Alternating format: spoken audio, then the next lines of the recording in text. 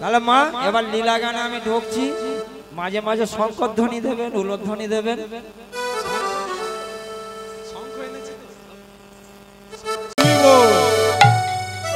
আচ্ছা, আপনাদের এই হরিবাসরে যে একটা কুঞ্জ সাজানো হয়েছে দেখুন, রাধা কৃষ্ণ আছে, নিতাই গৌর আছে, পঞ্চতত্ত্ব আছে, সবাই আছে। আমরা কীর্তন করছি, আপনারা শুনছেন, কিন্তু ওরা প্রথম শুনছে, কে বলছে কেউ বলে না।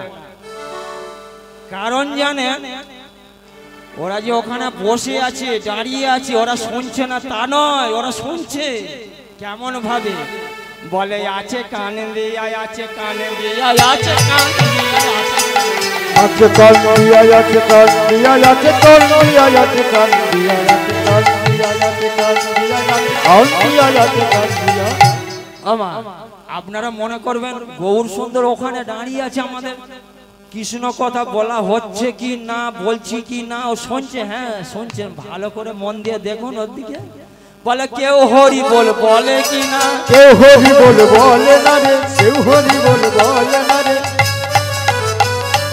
কিভাবে গৌর সুন্দর কান দিয়ে কেমন আছে আপনারা একটু ভাবে বিভোর হন।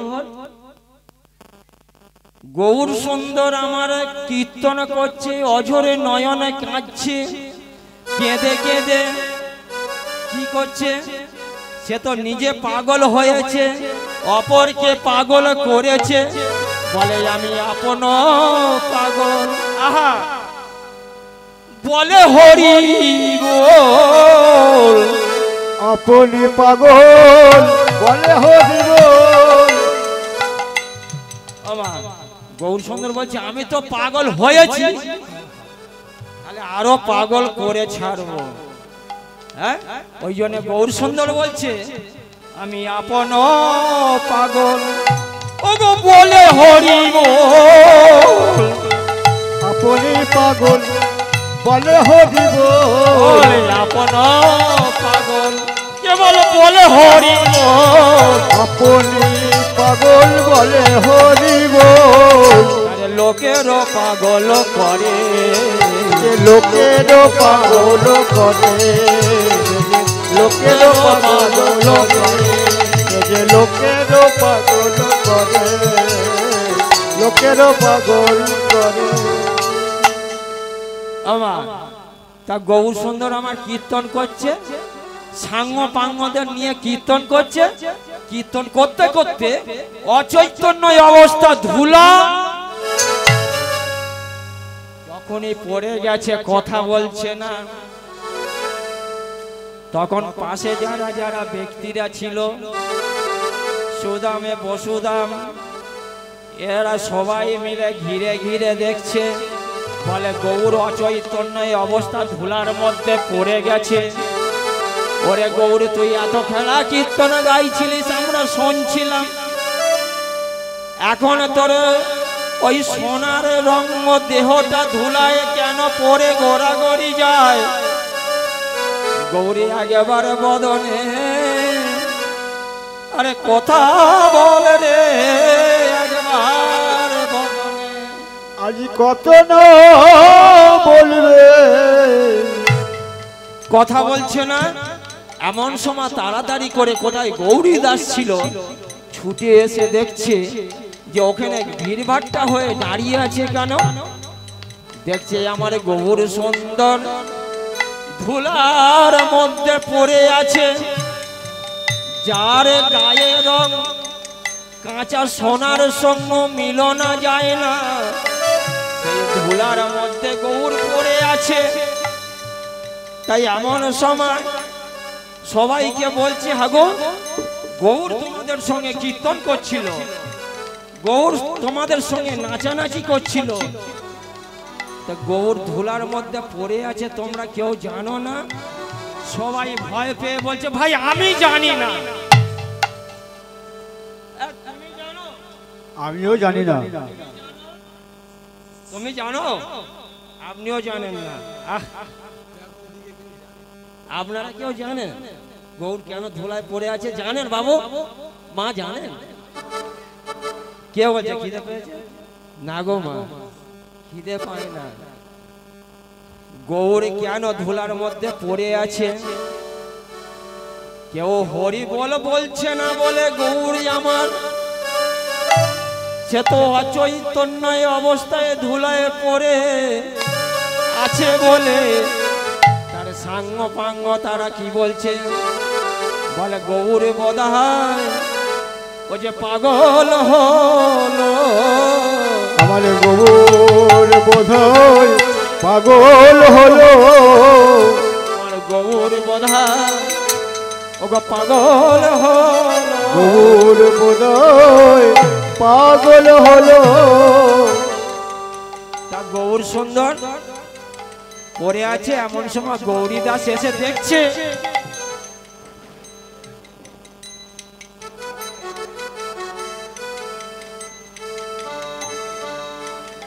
তখন সাঙ্গ পাঙ্গকে বলছে, বলে তোমরা কেউ বলো না কিছু, কেউ কিছু যখন বলো না তাহলে ধুলার মধ্যে পড়ে আছে কেন? তাড়াতাড়ি করে গৌরী দাস গিয়ে গৌর সুন্দরকে জড়িয়ে ধরে অজরে নয়নে কেঁদে কেঁদে বলছেন, ওগো কি জানি কি ভাবে গোরা,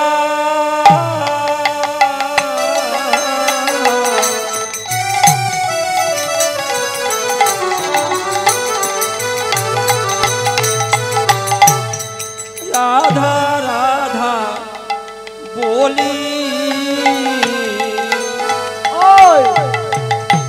কি জানে কি ভাবে গোরা,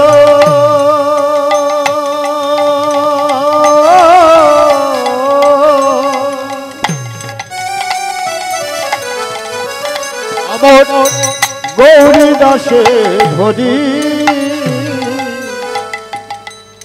অবশ্য লয়ঙ্গ রাধা রাধা বলে, অবশ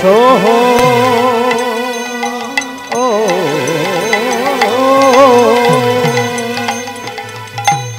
ইলয়ঙ্গ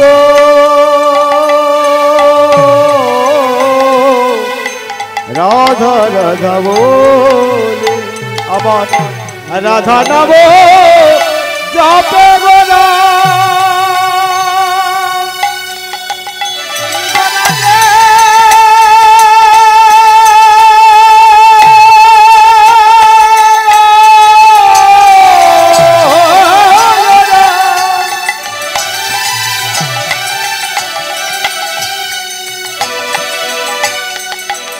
আমার গোরা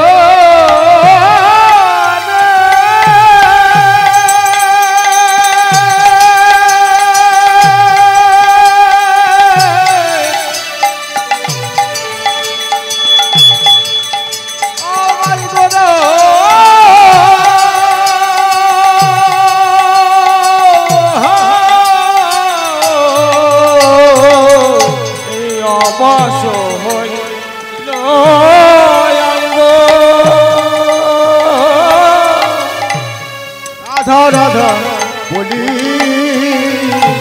এই তো খেলা করতেছিলি,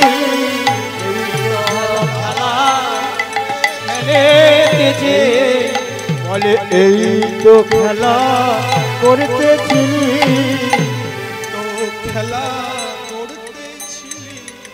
তা গৌর সুন্দর গৌরী দাসকে গলাটাকে জড়িয়ে ধরে বলছে, গৌরী দাস এমন সময় তুমি ওই অচৈতন্য অবস্থা ধুলার মধ্যে কেন পড়ে আছো?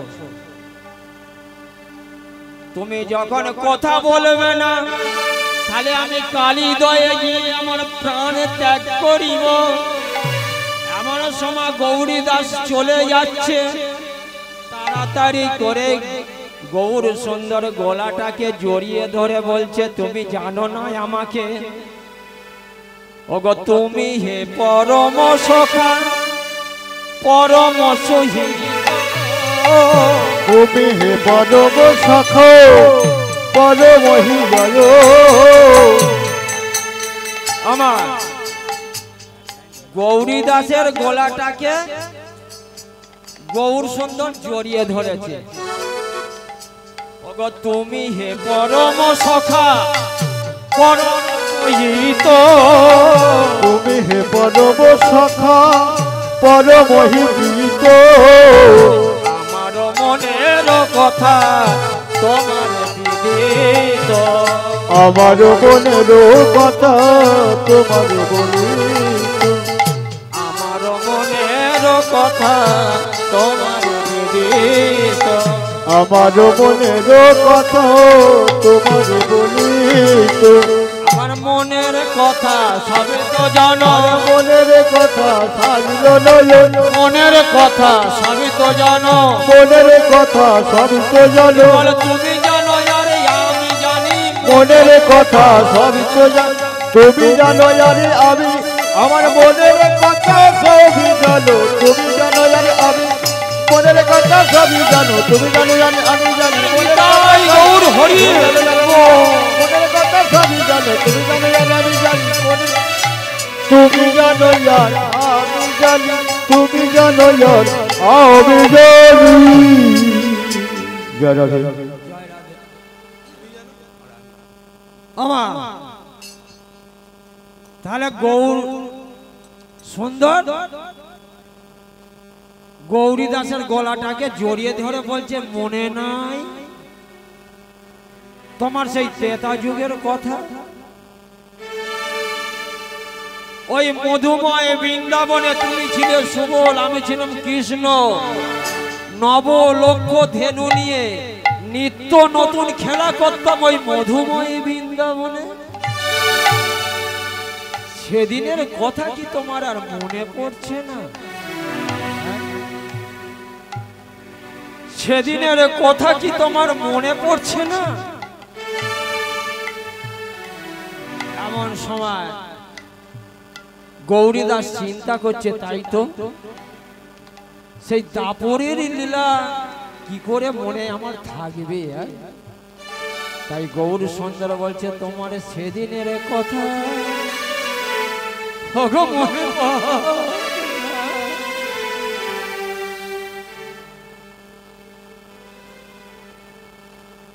তুমি ওই কৃষ্ণ অবতারে নবলক্ষ ধেনু নিয়ে যখন নিত্য নতুন গোচারণ খেলা খেলিতে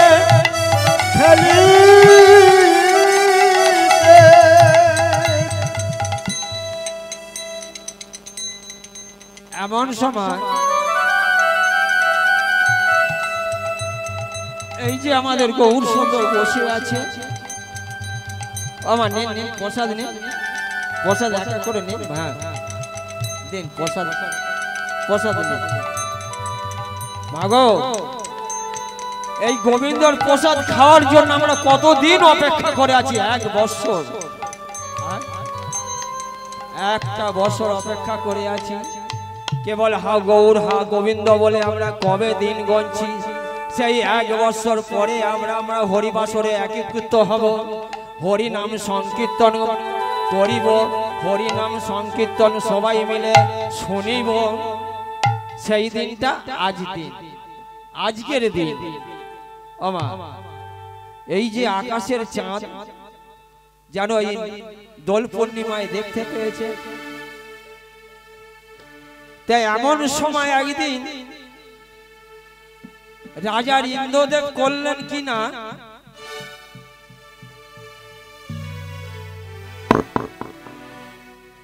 গৌতম মুনির স্ত্রীর নাম হচ্ছে অহল্যা।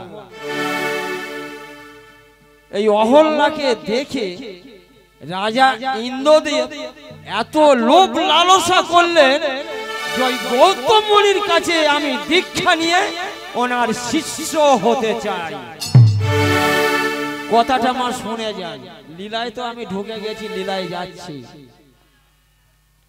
গৌতম মুনি বাবা ওই ভোরে নদীতে স্নান করে এসে 3 লক্ষ গায়ত্রী জপ করে তবে সে জলগ্রহণ করত। এমন সময় গৌতম মুনির কাছে রাজার ইন্দ্রদেব এসে বললেন আমায় দীক্ষা দিতে হবে ঠাকুর মশাই, আমায় দীক্ষা দিতে হবে। সে কি তুমি আমার কাছে দীক্ষা নেবে? হ্যাঁ।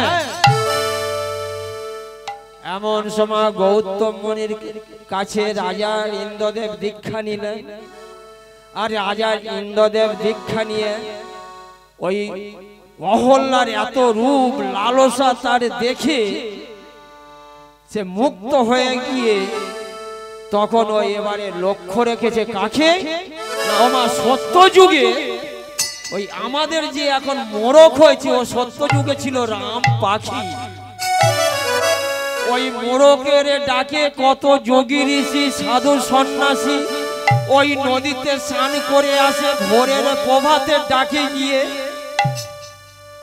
এমন সময় রাজা ইন্দ্রদেব বলল কাকে, ওই রাম পাখিকে ডেকে বলল, শোনো রাম পাখি, তুমি ওই নিশি প্রহরের যে ভোরের রাতে যে ডাকটা দাও তোমাকে ডাকতে হবে নিশি প্রহরাতে। কেন? আমি নিশি প্রহরাতে ডাকবো কেন? রাজা ইন্দ্রদেব বলে উঠলেন, তুমি আমার রাজ্যে বাস করো, আমার আদেশ পালন করা তোমার একমাত্র কামনা, যা বলবো তাই শুনবে। মোরক বলল ঠিক আছে, আমি ওই নিশি রাতে যে ডাকটা দিতাম আমি ওইটা ভোর রাতে দিয়ে দেব। চন্দ্রকে ডেকে বলল, চন্দ্র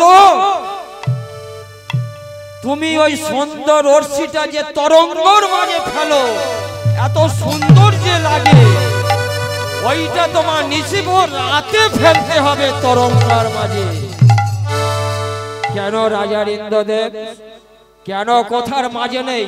তুমি আমার রাজ্যে বাস করো, আমি যা বলবো আমার হুকুম পালন করা তোমার একমাত্র কামনা। কামনা কামনা ঠিক আছে প্রভু। গৌতম মুনির একটা মেয়ে, মেয়ের নাম কি রঞ্জনা, এক ছেলে এক মেয়ে, ছেলের নাম সদানন্দ। এই সদানন্দ আর রঞ্জনা, রঞ্জনা এক ঘরে থাকে, সদানন্দ এক ঘরে থাকে, আর গৌতম মুনি স্ত্রী এক ঘরে থাকে। এমন সময় স্বর্গে রাম পাখি যে ভোরের ডাকটা দিত, কত যোগী ঋষি মণিগণ তারাই নদীতে স্নান করে এসে 3 লক্ষ মালা জপ করে তারা তবে জলগ্রহণ করত। সেই রাম পাখি ডাকছে নিশি প্রহরাতে।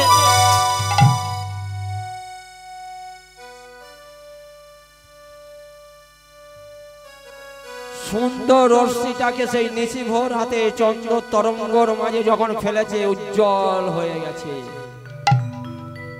এমন সময় গৌতম মুনি হল্লাকে বলল, হল্লা আমার কুমণ্ডলটা কোথায় বলো তো? কেন? ওই যে ভোরে রাম পাখি ডেকেছি গো, আমি ওই নদীতে স্নান করতে যাব। যখন গৌতম মুনি কুমণ্ডলটা নিয়ে যাচ্ছে, হল্লা কাঁদতে কাঁদতে বলছে, স্বামী গো তুমি এখন ওই নদীতে স্নান করতে যাচ্ছ, মনে হচ্ছে এখন প্রভাত সময় হয় না, তুমি আমাকে বাধা দিচ্ছ। তুমি আমার সহধর্মিনী, আমার ধর্মের পথে, আমার কাজের পথে তোমায় সহযোগিতা করা একান্ত তোমার কামনা বাসনা, তবেই তো তুমি আমার সহধর্মিনী। অহল্যার কথা শুনল না, গৌতম মুনি গঙ্গা স্নানে চলে গেল। ওই নিশি প্রহরাতে যখন রাম পাখি ডেকেছে আর ওই চন্দ্র যখন তার তরঙ্গে তার রশ্মিটাকে ফেলেছে, জল জল জল জল করে তরঙ্গ বইছে। আর এমন সময় গৌতম মুনি যখন নদীতে যাচ্ছে, ছাওয়াটা দেখতে পেয়ে যে এখন তো তাহলে ভোর হয় না, আমি তো রোজ প্রভাতে এই নদীতে স্নান করে এসে 3 লক্ষ গায়ত্রী জপ করে তবে তো আমি জল গ্রহণ করি। তাহলে অহল্যা কি আমাকে ঠিকই বলেছে? এমন সময় যখন গৌতম মুনি নদীতে স্নান করতে গেছে, ওই রাজার ইন্দ্রতে গৌতম মুনি রূপ ধরে অহল্যাকে ডাকছে, অহল্যা, অহল্যা। কে কে স্বামী, তুমি নদীতে স্নান করতে যাওনি? হ্যাঁ গিয়েছিলাম। তুমি যেটা বলেছো এইটাই সত্য। এখন প্রবাদ হয় না, যখনই ডেকে ডেকে ঢুকছে এমন সময় ইন্দ্রদেব তার গুরু পত্নী হরণ করে বার হয়ে যাচ্ছে। একটা ছাড় মতন দেখতে পেলেন গৌতম মুনি। কে যেন বার হয়ে চলে গেল, অহল্যা, অহল্যা, কে অহল্যা, কে ও গো অহল্যা,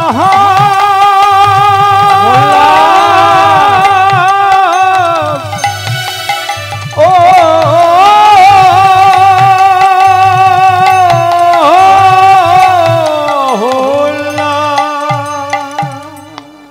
কে? আমি গৌতম মুনি, তোমার স্বামী। অহল্যা তো চমকে উঠে বলছে, স্বামী এ কি অবস্থা তোমার কেশ যেন কেমন কেমন মেলা আছে। তবে কি তোমার ঘরে কে ঢুকেছিল? তোমার কাছে কেউ বাসা করেছিল?